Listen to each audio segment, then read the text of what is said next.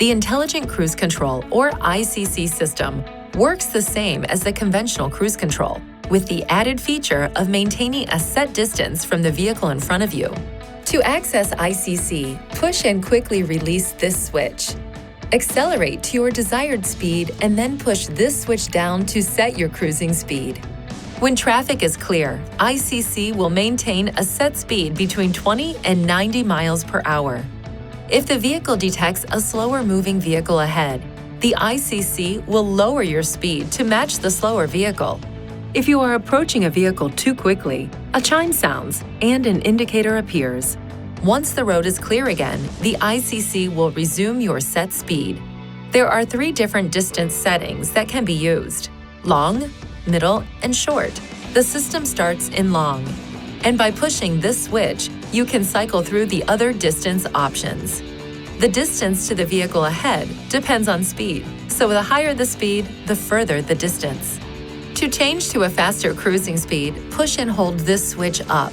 Release at your desired cruising speed. If you push the switch and quickly release it, each push will increase your set speed by about 1 mile per hour. To reset at a slower cruising speed, push and hold this switch down. Release when you have reached the desired slower speed. If you push the switch and quickly release it, each push will decrease your set speed by about 1 mile per hour. Press cancel or tap your brake pedal to cancel cruise control. Push this switch up to resume cruising at your last set speed. Push this switch to turn cruise control off completely.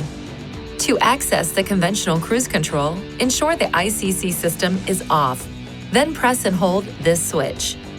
In order to switch between conventional and ICC, the system must be turned off and then back on to your preferred mode. To ensure proper function of the system, keep these areas clean and free of obstruction. If any of these areas are blocked, this indicator and/or this warning message may be displayed. When safely parked, clear any obstructions to resume normal system operation. If the problem persists after clearing any obstructions, it is recommended you visit a Nissan dealer for service.